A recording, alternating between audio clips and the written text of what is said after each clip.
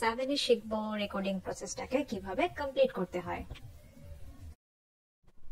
তার আগে চলেন একটু রিকল করি আমরা গত ক্লাসে যা কিছু শিখেছিলাম সেটার ব্যাপারে। গত ক্লাসে আমরা কিভাবে লেজারে পোস্টিং দিতে হয় সেটা শিখেছিলাম। আমরা বলেছিলাম লেজারটা হচ্ছে প্রত্যেকটা অ্যাকাউন্টের একটা নিজস্ব ঘর, যেখানে আমরা ওই অ্যাকাউন্ট সম্পর্কিত সকল কিছু তথ্য সেখানে লিখে রাখি। যেমন ক্যাশের জন্য আমরা একটা লেজার করি, অ্যাকাউন্টস পেয়েবলের জন্য আমরা একটা লেজার করি, ইকুইপমেন্টের জন্য আমরা একটা লেজার করি। গত ক্লাসে আমরা ক্যাশটাকে কমপ্লিট করতে পারিনি, আমরা আজকে ক্যাশটাকে কমপ্লিট করব। এই হচ্ছে লেজারের একটা ছক, যেখানে আসলে ডেট থাকে, এক্সপ্লেনেশন থাকে, রেফারেন্স থাকে, ডেবিট, ক্রেডিট আর ব্যালেন্স থাকে। এই 5টা ঘর নিয়ে আমরা একটা লেজার তৈরি করি। গত ক্লাসে আমরা বলেছিলাম যে আমরা জার্নাল থেকে কিভাবে লেজারে পোস্টিং দিতে হয় সেটা দেখছিলাম। যে আমাদের উপরে যে ছকটা দেয়া আছে সেটা হচ্ছে গিয়ে জার্নালের, আর নিচে যে ছকটা করেছি সেটা হচ্ছে লেজারের। আমরা জার্নালের ছবি থেকে দেখে দেখে আমরা এখানে লেজারে পোস্টিং দিচ্ছিলাম। 1 নম্বর ট্রানজাকশনটার জন্য ক্যাশ যেহেতু ডেবিটে আছে আমরা ডেবিটে নিয়ে এসেছিলাম। এরপরে আমরা কি করেছিলাম, 2 নম্বর ট্রানজাকশনটার ক্যাশ যেহেতু ক্রেডিটে আছে আমরা এটাকে ক্রেডিটে নিয়ে এসেছিলাম। দিন শেষে যখন আমরা ব্যালেন্স করতে গেলাম তখন আমরা 15,000 থেকে 7,000 টাকা মাইনাস করে 8,000 টাকা ব্যালেন্স পেয়েছিলাম। এরপরে কি করেছিলাম,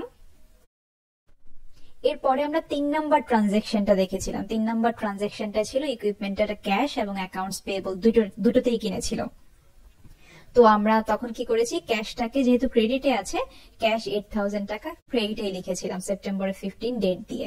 এখন দেখেন ব্যালেন্স করার পর কি থাকলো, ক্রেডিটে যেহেতু 8,000 টাকা আছে আমার 8,000 টাকা থেকে 8,000 টাকা মাইনাস করার পর ব্যালেন্স হয়েছিল 0। নরমালি এরকম 0 হয় না, এটা একটা এক্সেপশন। প্রতিষ্ঠানে কখনোই ক্যাশ শূন্য হয়ে যায় না। এটা জাস্ট একটা ছোট্ট একটা উদাহরণ দেখানোর মতো আপনাদের জন্য। এই ছিল আমাদের গত ক্লাসের লেকচার। এরপরে আমরা কি দেখেছিলাম দেখি। আচ্ছা, এছাড়াও আমরা ওনারের ক্যাপিটাল করেছিলাম, তাই না? ওনার্সের ক্যাপিটালের একটা লেজার করেছিলাম, যেখানে আমরা ওনার্সের ক্যাপিটাল যেহেতু ক্রেডিটে আছে আমরা যখন সেটাকে লেজারে ট্রান্সফার করেছিলাম সেটাকে আমরা কি করেছিলাম, ক্রেডিট করেছিলাম। আর যেহেতু ওনার্সের ক্যাপিটাল একবারই আছে, পুরো অঙ্কে আর কখনোই নাই, এই জন্য এখানে এটাকে এই অ্যাকাউন্টটাকে ক্লোজ করে দিয়েছিলাম। এরপরে আমরা আরো একটা লেজার করেছিলাম, সেটা হচ্ছে ইকুইপমেন্টের। ইকুইপমেন্ট একবার আছে, সেপ্টেম্বরের 5 তারিখে কিনেছিলাম ক্যাশে, সেটা দিয়ে ডেবিট করেছিলাম 7,000 টাকা। আরেকবার বোধহয় ইকুইপমেন্ট কেনা হয়েছিল, তাই না? হ্যাঁ, আরেকবার ইকুইপমেন্ট কেনা হয়েছিল, সেটা হয়েছিল আমাদের সেপ্টেম্বরের 15-এ, যেটা আমরা 14,000 টাকা দিয়ে একটা ইকুইপমেন্ট কিনেছিলাম। তার মানে হচ্ছে দিন শেষে আমাদের ব্যালেন্স থাকলো কত, 7,000 আর 14,000, যেহেতু দুইটাই ডেবিটে, যোগ করার পরে আমাদের ব্যালেন্স হয়েছিল 21,000 টাকা। এখন যদি আমাদের কেউ মাস শেষে জিজ্ঞেস করে তোমার ইকুইপমেন্ট কত আছে, আমি চট করে বলতে পারবো আমার ইকুইপমেন্ট আছে 21,000 টাকা, বা আমার ক্যাশ আছে 0। এই কারণে মূলত আমরা আলাদা আলাদা করে প্রত্যেকটার জন্য লেজার করে থাকি। এই হচ্ছে লেজারের মূল কাজটা। এছাড়া আরেকটা বোধহয় বাকি আছে আমাদের অ্যাকাউন্টস পেয়েবল। এটা আপনারা করতে পারবেন, এটা আপনারা নিজেরাই পারবেন, একবারই আসবে অ্যাকাউন্টস পেয়েবল, 6,000 টাকা ক্রেডিট একটা ব্যালেন্স হবে। আচ্ছা, এই ক্লাসে আমরা দেখেছিলাম কিছু রেকর্ডিং প্রসেস। জার্নালটা, অনেকগুলো জার্নাল দেখেছিলাম, 10টা জার্নাল আমরা বলেছিলাম। সেখান থেকে 10টা জার্নাল আমি বলেছিলাম আপনারা করেছিলেন খাতায়। এটা একটা ইন ক্লাস পার্টিসিপেশন ছিল। তো আমি প্রত্যেকটা জার্নাল একটা একটা করে ধরে ধরে বলে দিব যে কি হবে এগুলো। সেগুলো আমি আসলে যেহেতু এখন রেকর্ডিং করছি, ব্যাক এন্ড ফোর্থ বারবার হয়তো বা রেজাল্টের দিকে যেতে পারবো না, বাট আমি একটা একটা করে বুঝিয়ে বলার চেষ্টা করব। ওকে, ফার্স্ট ওয়ান ছিল হচ্ছে অন অক্টোবর 1 তারিখ CR Bride invested 10,000 in an company called Pioneer Advertising company.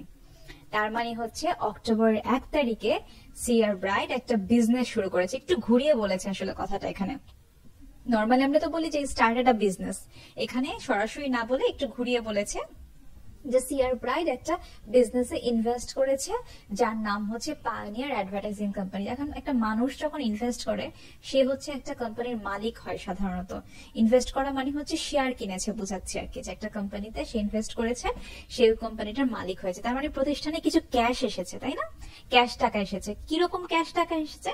প্রতিষ্ঠানের ওনার সে কি হয়েছে, ক্যাপিটাল নিয়ে এসেছে।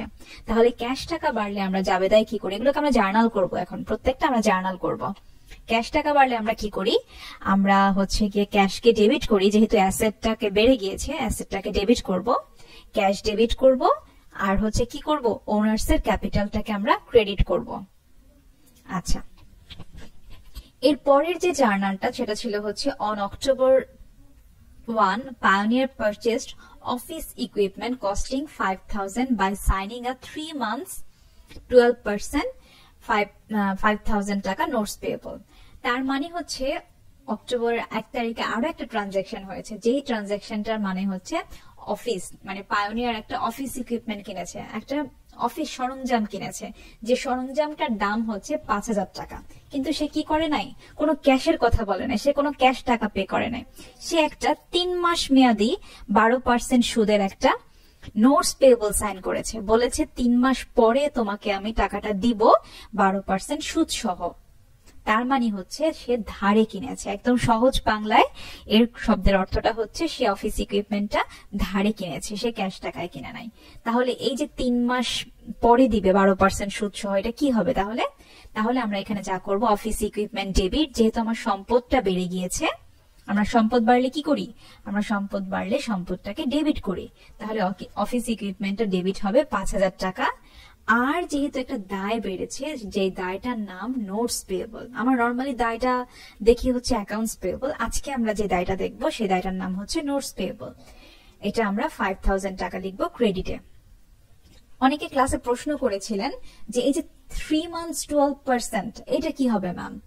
এটা এই মাসে হিসাব হবে না, কারণ আমরা নর্মালি জাবেদাগুলো করি 1 মাসের হিসেব করি, আমরা অক্টোবরের হিসেব করছি এখন। For the month of October আমরা অক্টোবরের হিসেব করছি, যেহেতু এটা 3 মাস পরে গিয়ে এই সুদটা পে করবে, এখন এটার কোনো কাজ নাই। আরো একজন প্রশ্ন করেছিলেন যে মিস, তাহলে তো আমাদের এই সুদটা কি এখন আমাদের জন্য দায় না, পেয়েবল হলো না সুদটা? এরকম শর্ত ছিল হয়তো যে 3 মাস পরে একবারে সুদটা দিবে, মানে প্রতি মাসে মাসে কোনো সুদ দিবে না, 3 মাস পরে একবারে 12% সুদ যা কিছু আসে সেটা দিবে। এরকম একটা হয়তো বা নোটস পেয়েবলের ক্ষেত্রে এরকম একটা শর্ত হয়েছে। তা না হলে যদি প্রতি মাসে মাসে পেয়েবল হতো তাহলে সেটা উল্লেখ করে দিত। ঠিক আছে, এই গেল 2 নাম্বার ট্রানজাকশনটা। তাহলে 2 নাম্বার ট্রানজাকশনটা যদি সামারি করি কি হবে, অফিস ইকুইপমেন্ট ডেবিট 5,000 টাকা আর নোটস পেয়েবল ক্রেডিট 5,000 টাকা। এগুলো আমরা প্রত্যেকটার একদম রিটেন রেকর্ড দেখবো পরের পেজে। আমি এখন পরের পেজে চলে গেলে আসলে রেকর্ডিংটা অফ হয়ে যাবে। ওকে, এই জন্য আমি এই পেজে থেকে রেকর্ড করছি। এরপরে যে ট্রানজাকশনটাই বলেছে যে on October 2, Pioneer Company received a 1,200 cash advance from RK Corporation for advertising service that are expected to be completed by December 31. তার মানে হচ্ছে Pioneer Company রিসিভ করেছে ক্যাশ টাকা, অ্যাডভান্স পেয়েছে আরকে কর্পোরেশনের কাছ থেকে। কেন অ্যাডভান্স পেয়েছে? একটা সার্ভিসের জন্য, যে সার্ভিসটা তারা এক্সপেক্ট করছে ডিসেম্বর 31 এর মধ্যে কমপ্লিট করতে পারবে। তার মানে সেই সার্ভিসটা এখনো দেয়নি, তারা অগ্রিম টাকা পেয়ে গিয়েছে।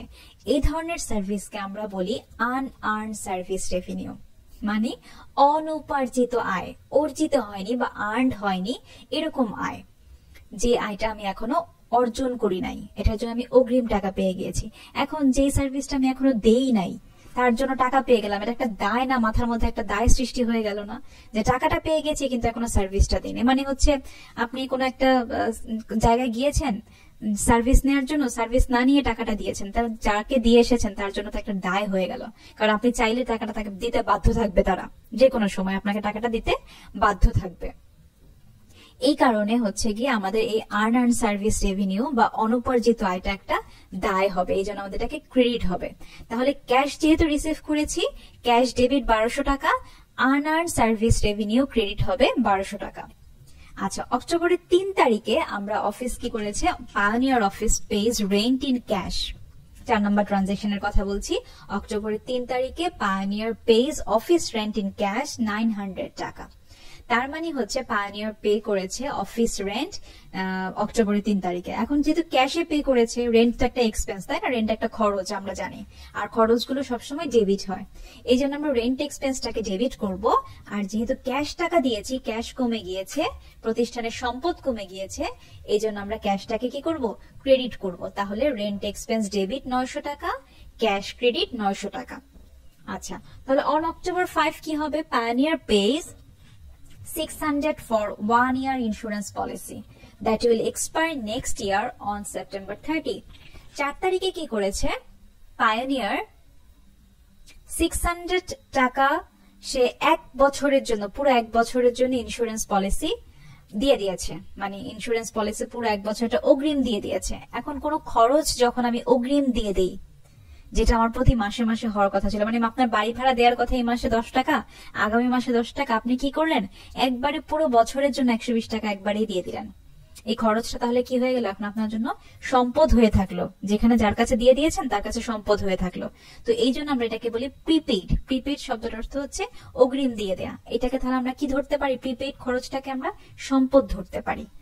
তাহলে আমরা কি বলবো, prepaid insurance expense, prepaid insurance debit 600 টাকা, আর যেহেতু ক্যাশ দিয়ে দিয়েছি ক্যাশ টাকা, তাহলে হচ্ছে ক্যাশ ক্রেডিট 600 টাকা।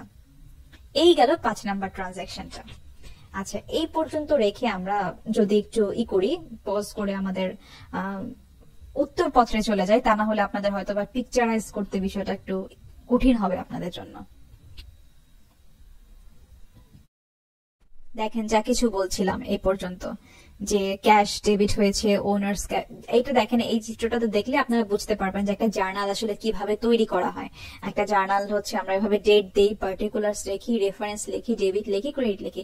এগুলো কিন্তু আমি যে এতক্ষণ পর্যন্ত যে ট্রানজাকশন গুলোর কথা বললাম সেগুলোর এই উত্তরগুলো এখানে লেখা আছে। ক্যাশ, প্রথমটায় ওনার্স ক্যাশ নিয়ে এসেছিল, তারপর হচ্ছে ওনার্স কি করেছে, একটা নোট পেয়েবল সাইন করে ইকুইপমেন্ট কিনেছিল, তাহলে ইকুইপমেন্ট ডেবিট করেছিলাম, নোটস পেয়েবলটাকে ক্রেডিট করেছিলাম।